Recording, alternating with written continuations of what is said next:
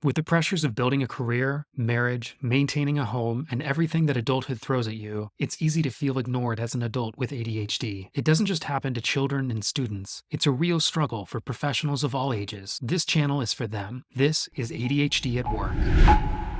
For me, sometimes going to work and having ADHD can be extremely depressing. It can be extremely demotivating, demoralizing. There is a kind of effort equation at play here, where to the rest of our colleagues, at best it looks like we are just normal. Behind that being normal is a ton of constant effort. And what makes it worse is that we're making all that effort not to get promoted, not to surpass some level of excellence necessarily. It is just to pass that bar of being normal, of just paying attention in the meeting, of remembering things, of being just slightly organized. And what makes it worse for me is that when people don't see the effort that I'm making, it doesn't really make sense to them why I will need certain periods of rest. Because when you're constantly making an effort on something, you tire yourself out. And I know I have the habit that a lot of people do of comparing myself to other people. When I see that other people are able to do the same high effort tasks without needing breaks, I think that I should be expecting that of myself as well. I know better than that, but I do it anyway. I work through the fatigue, and then I get more fatigued, and it doesn't get much better from there. While I certainly haven't cured my own ADHD, I have learned to thrive from it.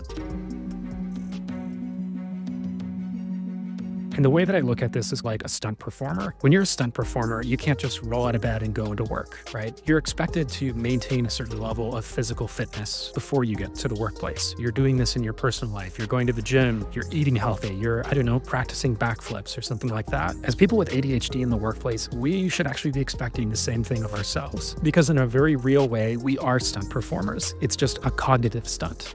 By stunt, I don't mean that we should be constantly pretending to be normal, but to survive in a world where we are expected to be constantly engaged with notifications, meetings, and the like, we should be as fit as we can to survive that. And just like how people go to the movies to see Nicolas Cage, but they don't really notice the stunt performers, people come to work expecting just a normal version of ourselves. They don't really see the effort that we're making to get there. So I have a few things to share with everybody about what I do as part of my training rituals to get ready and to maintain a level of cognitive fitness for the workday.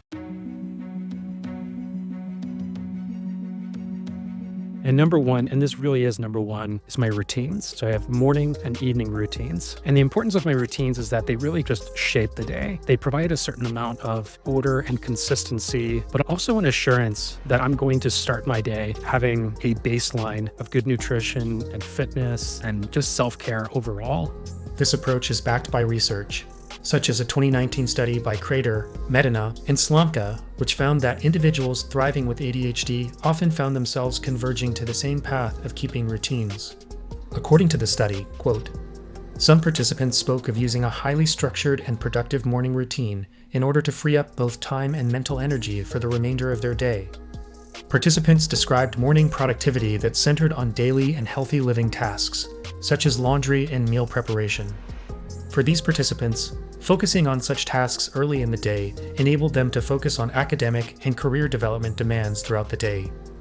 Participants who used this strategy spoke of intensely protecting the maintenance of a structured and productive morning routine. For example, one participant described waking up between 4 and 5 o'clock each morning to complete all daily living chores like laundry and meal prep, and to exercise before leaving for her first morning class. One participant shared their morning routine as, quote, I have 4 animals. I check on the chinchilla and the hamster, make sure they have food and water, and my 2 dogs, they get taken out. Then, I get ready for my day. I eat breakfast, take vitamins, make sure I have everything in my bag for the rest of the day. I check my calendar because I am doing classes, research, work, so I have to make sure I have everything in my book bag for that. The other thing it does is that it takes the stress out of your morning because there's a great deal of consistency and planning that goes into it that you get to reuse. So I literally have my routines written on these little cards and I can change them, I can add new ones, I can change the ordering of them. And I love that I can just get up at a specified time and I go through each card mindlessly. And as long as I'm just going from one card to the next and I'm staying on time, I will just magically end up at my work desk at 9 a.m., having gone to the gym, having had a healthy breakfast, a little bit of time to read the paper, the pets are fed, and so on. So by the time I've started my day and relaxed, I've got things done, I already have a sense of accomplishment, which is really good for my morale. And I know I'm going to have an evening routine that's waiting for me when I get home that's going to help me get to bed on time so that I can start this all over again the next day.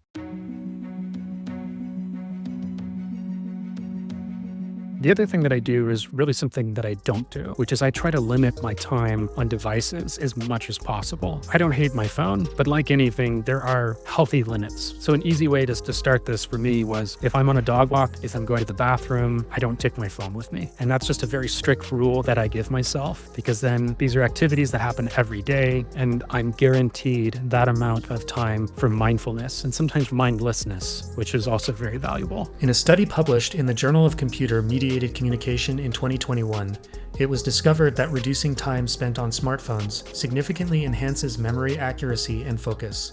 The findings revealed that participants who not only stayed off their phones, but just kept them out of sight performed better on memory tasks than those who had their phones visible, not even using them. By limiting smartphone usage, I'm not just cutting down on distractions, I'm boosting my cognitive performance based on proven research. A review by Wilmer, Sherman, and Chain in 2017 showed high device use can diminish our attention and memory capacities due to the continuous multitasking and split attention demanded by them. Furthermore, a 2020 study conducted by Alkla, Y, and colleagues provided quantifiable evidence on the cognitive risks associated with excessive smartphone use. Their findings, assessed using the Montreal Cognitive Assessment, or MoCA, demonstrated a significant decline in cognitive functions correlating with increased daily phone usage. Specifically, individuals who use their phones for less than 1 hour daily had an average MoCA score of 26.8, indicating normal cognitive function. For those using their phones between 1 to 2 hours, the average MoCA score dropped to 26.1. Most notably, participants who used their smartphones for more than 2 hours each day saw their average MoCA scores decrease further to 24.6. On this graph, that might not look like a big dip, but the lowest score for normal cognitive functioning on this scale is 26. With a score of 24.6, this means the smartphone user exhibits mild cognitive impairment. Mild cognitive impairment is associated with occasionally forgetting to pay bills or take medications, experiencing challenges with word retrieval, or recalling the names of people you've recently met, facing difficulties when trying to follow new routes or understand complex instructions, and despite these challenges, maintaining the ability to manage personal care and conduct most daily activities independently. If any of that sounds familiar, consider that just limiting your device usage may be all you need to bump yourself back into the normal cognition range of the MoCA scoring system.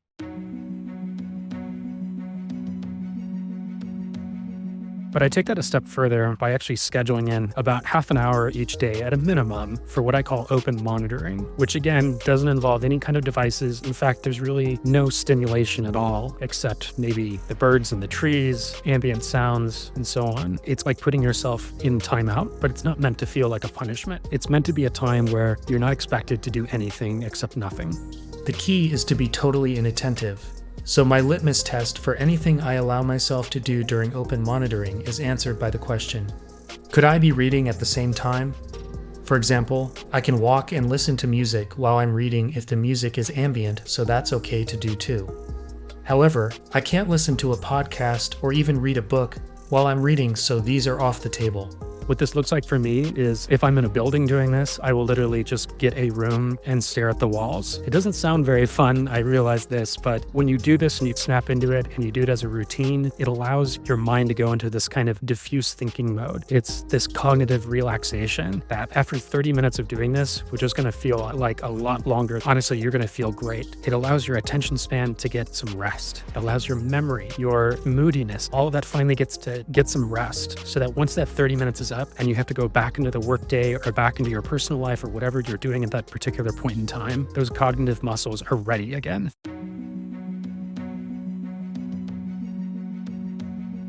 On a workday, I will schedule a full hour for this. but only half of that is for timeout. I realized I needed an additional 30 minutes because I would come out of these sessions with so much motivation and mental clarity. I didn't want to have to then dive into another meeting. I could instead use that second half to put that motivation and clarity to work. The other benefit to having 30 minutes for timeout and 30 minutes of whatever is that I don't have to sweat thinking about anything I might need to be doing to prepare for my next meeting, or worrying that I might miss the timer on my wrist letting me know my session is done. I highly recommend to anyone who wants to do this to start with a 30-30 approach like this. It's going to feel like you're asking a lot of yourself to block out an entire hour of every workday, but remember, it's only the first 30 that you're not quote unquote working, and you're going to get dividends on that investment every day that will more than make up for it. Navigating the workplace with ADHD makes for unique challenges, often unnoticed by others. The constant effort required just to meet the baseline of normalcy can be exhausting and isolating. Tackle the challenges of getting through your workday with ADHD by embracing the need to keep cognitively fit.